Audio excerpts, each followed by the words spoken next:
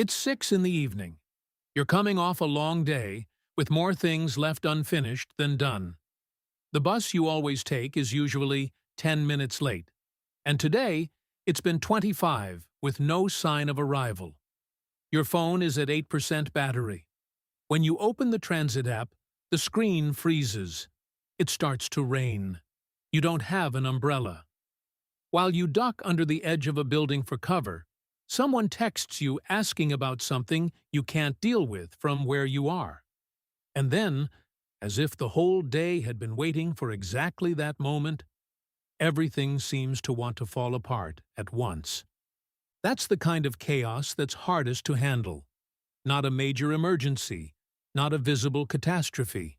Just a pile of medium-sized problems arriving all at the same time, filling your head until you no longer know what to deal with first.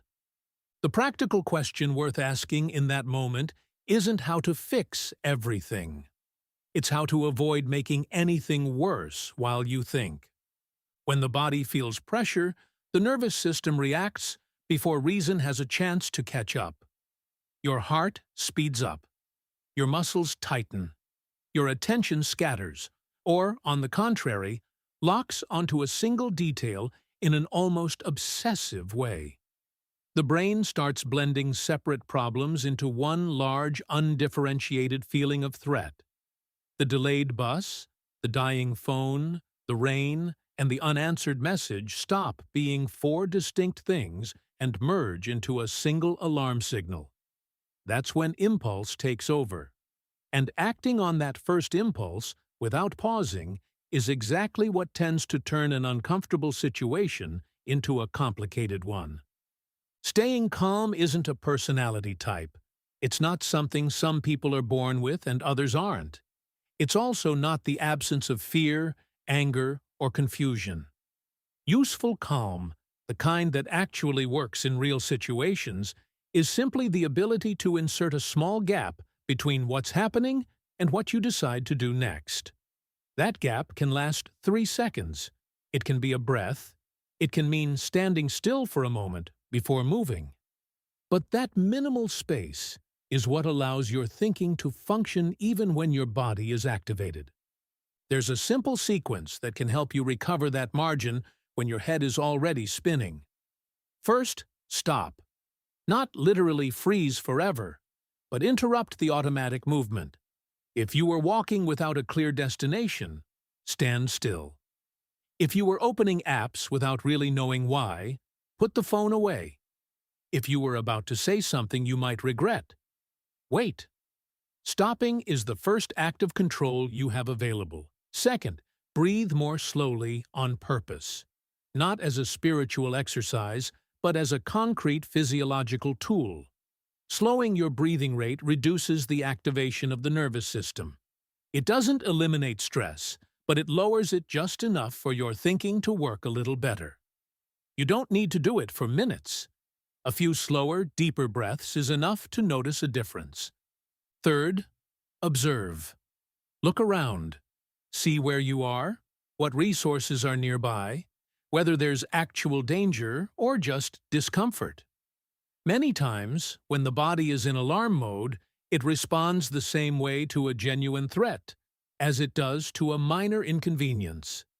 Telling the two apart is a skill that takes practice, but it starts with the simple act of looking carefully before you move. Fourth, name what's happening. Not to dramatize it, but to organize it.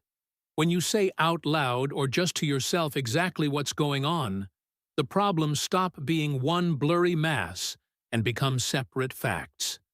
The phone is low on battery. It's raining. The bus hasn't come. Someone is waiting for a response. Those are 4 different situations with different levels of urgency and different possible solutions. Naming them separately lets you see them separately. Fifth, prioritize. And here there's a question that works well under pressure.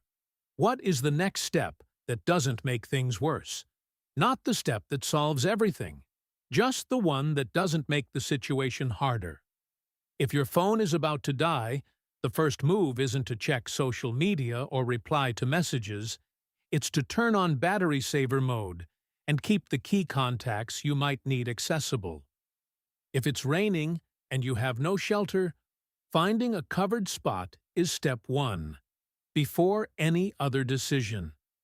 If someone is hurt, physical safety takes priority over directions, battery life, or the original plan. There's an informal but useful order of priorities for organizing decisions in high-pressure urban situations. First, physical safety, your own and that of anyone with you. Second, location, knowing where you are or being able to communicate it. Third, basic communication, having some way to reach someone you trust. Fourth, minimum resources, battery, water, cash, or access to a safe place. When everything feels urgent at the same time, running through that list mentally helps you figure out where to start. Urgency without that kind of priority leads to very specific mistakes. Walking without knowing where you're going wastes time and energy. Burning what's left of your battery scrolling through news or sending non-urgent messages could leave you without the ability to make the call that actually matters. Arguing with someone else who is also under pressure tends to escalate fast and resolve nothing. Following the behavior of other people who are equally disoriented is another common trap. If a group of people on a corner start moving in some direction without really knowing why, the urge to follow can lead you somewhere worse. Tone of voice matters too, especially when other people are involved. Speaking more slowly and using clear, specific sentences carries more useful information in less time and lowers collective tension. Saying exactly what happened, what's needed, and what each person is doing is more effective than talking a lot without saying much. When one person lowers their tone, others tend to do the same. Asking for help is another tool that often gets ruled out before it's even tried. Not because it doesn't work, but because it's hard to admit that a situation has moved beyond what you can handle alone. But asking for help early, with concrete information, can cut short a problem that would otherwise drag on unnecessarily. It's not a sign of weakness. It's a practical decision. It's also worth checking whether the original plan still makes sense. One of the biggest sources of pressure in difficult situations is the resistance to changing course. If the route you chose is blocked, pushing through it won't clear the way. If the place you were heading to is no longer an option, continuing in that direction only wastes resources. Turning back, going around, waiting, or picking a smaller alternative can be smarter than staying the course out of habit. Changing plans isn't failing. It's adapting to what's actually in front of you. The phone deserves its own mention. Under pressure, it can be a very useful tool or a constant source of noise that amplifies anxiety. Checking messages you can't respond to, reading confusing news, seeing that someone else posted about the same situation with no useful information, or opening apps that won't load can create the feeling that things are worse than they actually are. In critical moments, the phone is for calling, looking up a specific address, or letting someone know where you are. That's what the battery is worth saving for. All of this, the breathing, the pause, the order of priorities, the flexibility around plans, shares one important feature. It's learned before you need it. Real pressure isn't the best time to discover how you react under pressure. The smaller, everyday situations, waiting longer than expected, running late for something, losing something with no serious consequences, dealing with discomfort that has no immediate exit, are opportunities to start understanding your own reactions. To notice whether your instinct is to move without thinking, to freeze, or to look for someone to blame. Knowing your own pattern is already a form of being more prepared. When everything goes wrong at once, staying calm doesn't fix the rain, or make the bus appear, or charge your phone.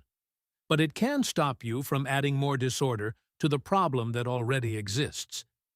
You can't control what starts to break down around you. What you can do is try to recover that small margin between what's happening and what you do next. Staying calm isn't standing still and waiting for something to change. It's finding the next safe step when your mind wants to run in every direction at the same time. And more often than not, that step is smaller and simpler than it looks from inside the noise.